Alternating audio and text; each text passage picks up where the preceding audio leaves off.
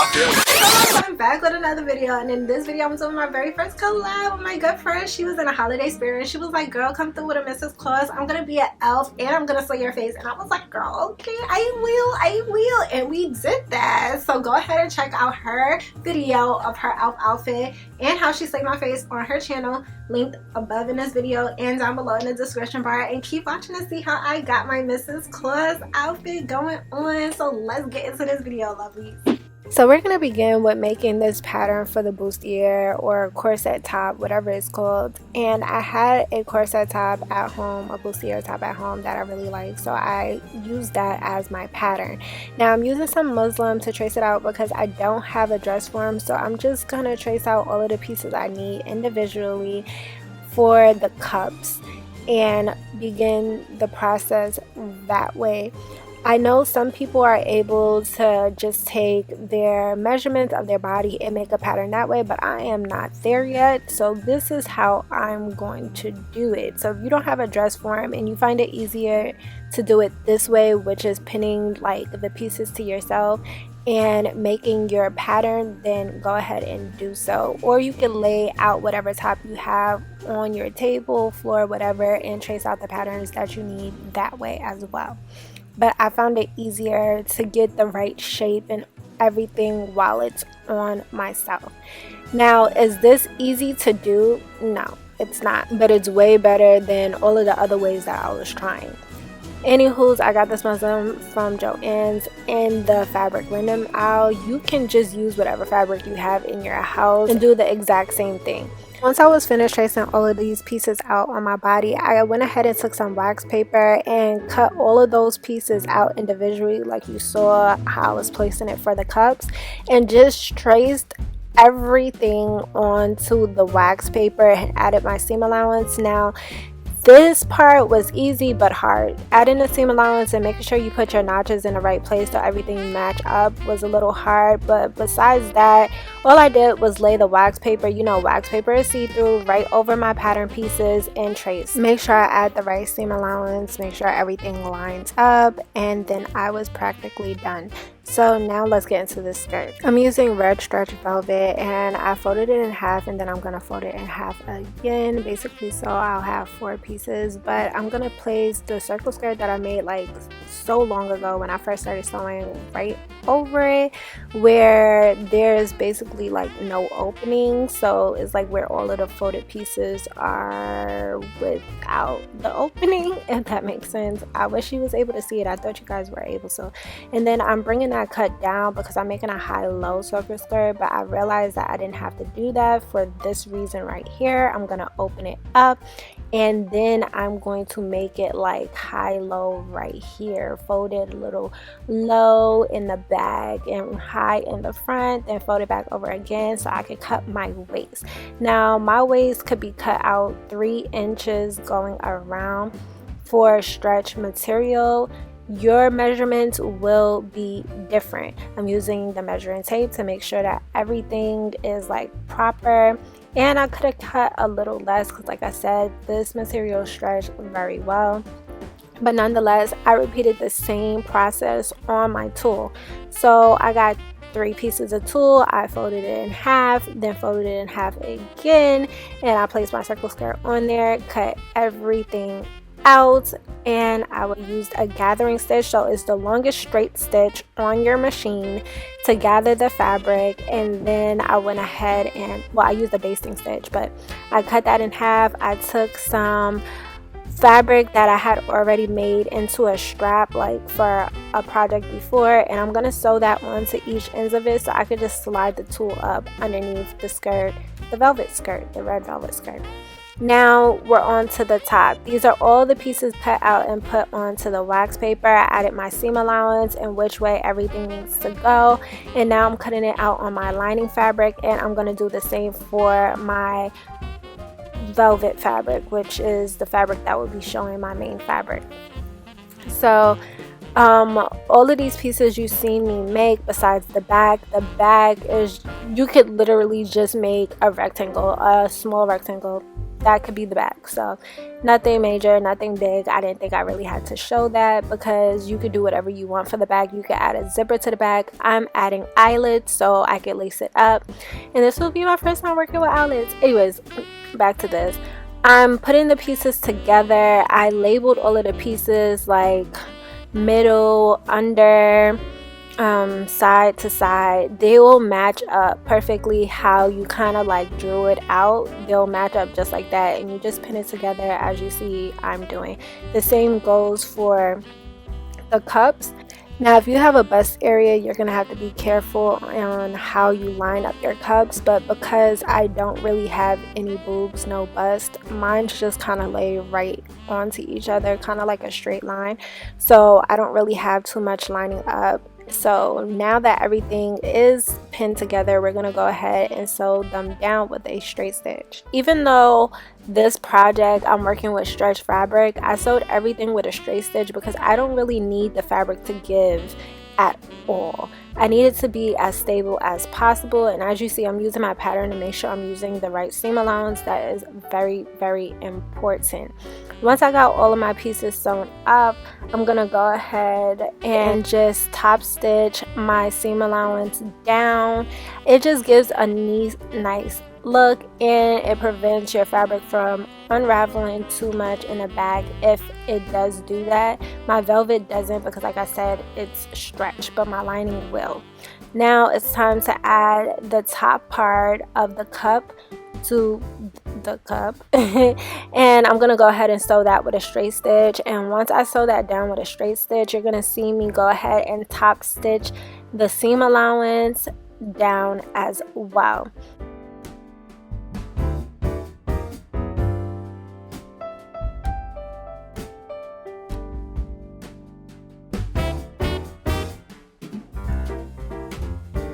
So right here I folded the seam allowance up and I'm top stitching it down, as you can see. And I'm going to do that for the main fabric and the lining fabric.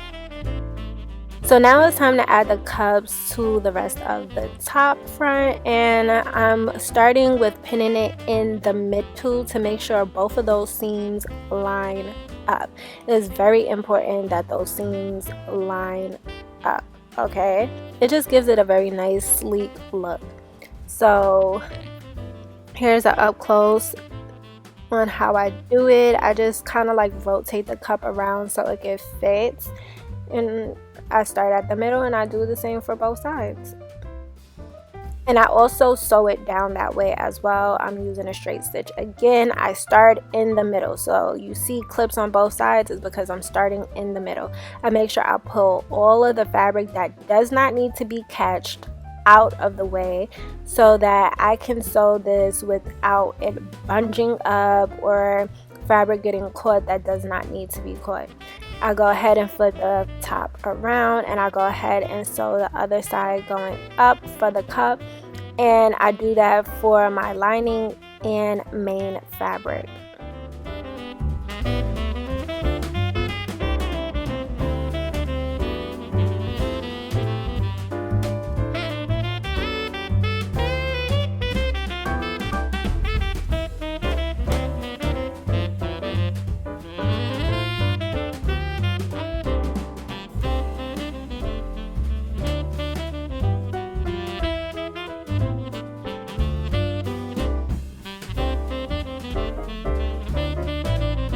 Once the cups are sewn to the rest of the top, you're going to go ahead and top stitch or sew down the seam allowance for like a casing. I was using it to add some underwire, but my underwire wasn't long enough, so I decided against adding it.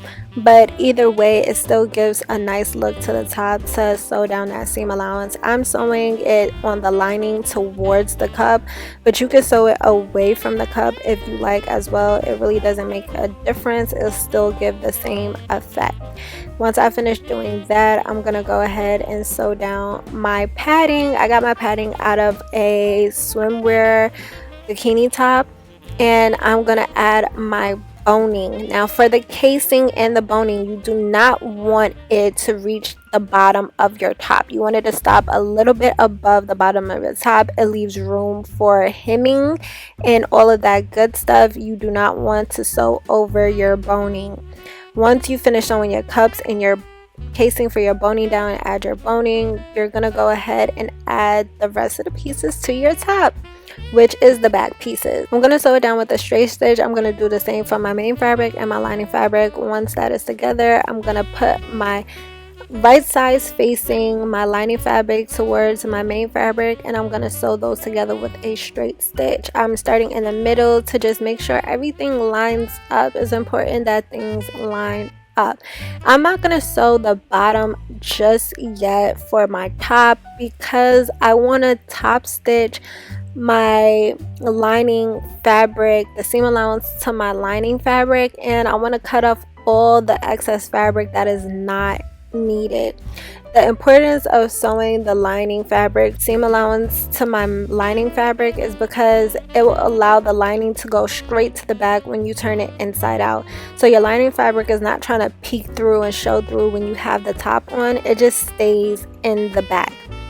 Now I'm gonna sew the seam allowance, like I said, that was left over towards the back. It's gonna be facing towards the back, and I'm sewing it really close to the stitch that's holding these two pieces together, my main fabric and lining together. And as you see, I stopped sewing once I got to the point where my top goes up at a point. I stopped sewing there and I go around it and sew the rest down because that part is hard to pivot. And now I'm sewing the bottom. Remember to leave that space. That space is important. We're going to turn this top inside out. So if you don't leave that space, you're not going to be able to sew it. And you see why I said to leave the boning to stop a little bit of head, because now I'm able to sew it without sewing through my boning.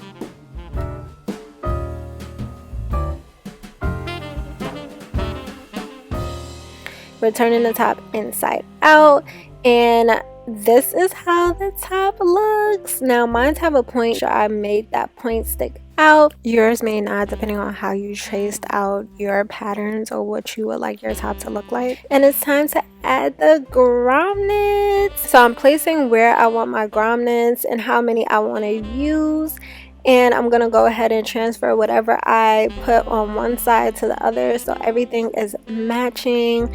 And you can place yours however you want, how far, how close you want. But before I place my grommets down, I'm going to do a top stitch where I want my grommets to sit. So it's basically like a casing, even though your grommets don't really need a casing. And you can hand sew the piece that we left open at the bottom so we can flip the top inside out together. Or you could use the machine like I did and top stitch it together. Either or works, top still come out cute.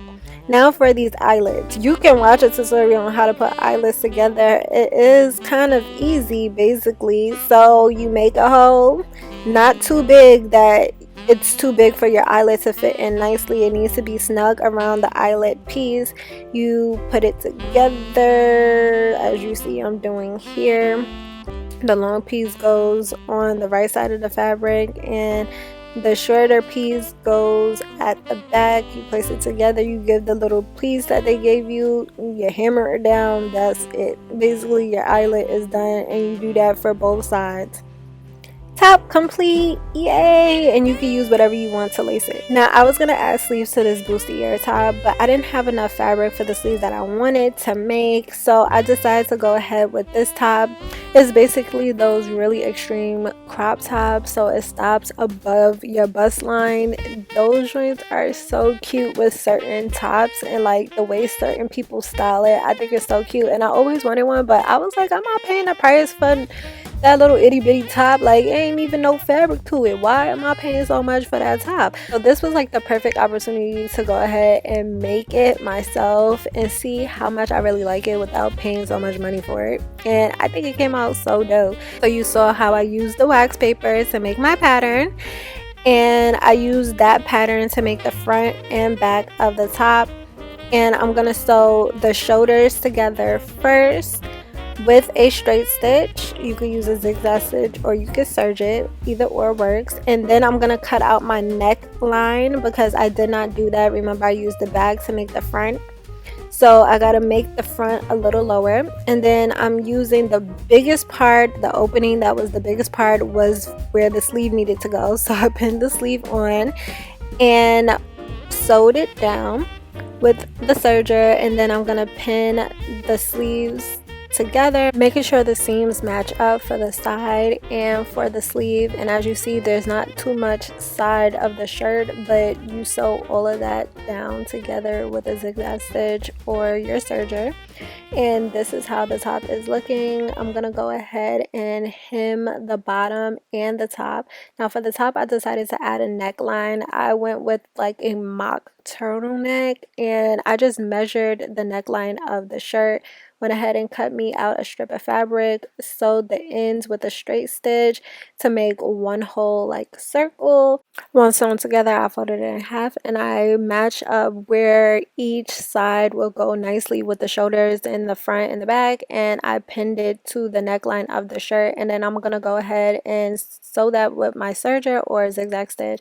Now for the ends of the sleeves, I basically took feather trim, and as you see me doing here, I placed it onto the very end of the sleeve and top stitched it on. Simple, done. Now back to the circle skirt. I'm going to cut down the middle of the front, and I'm going to basically cut off a piece from one side and round out the ends of it because it's going to be like a wrap skirt, so it's going to fold over each other. And I'm going to tack that down at the spot that you see me moving the arrow, just that spot.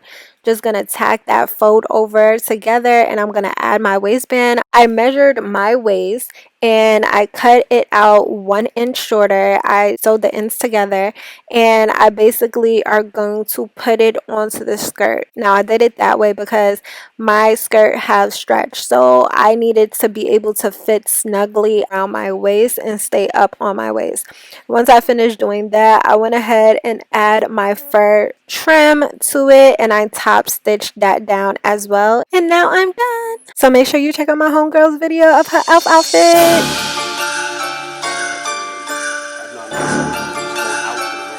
Let me catch it. Oh, I feel you. But I always go hard on my nigga. It's gonna be a long night when Chris leaves. Girl, I'm trying to give you long pipe. Bring the naughty list. You ain't even gotta check it, girl. I think I'm on twice. Bring an elf. Shit, you gon' need some help. Girl, I take both of you. And there ain't no hopes for you. Soon as he leaves to the present, she gon' come through at 11.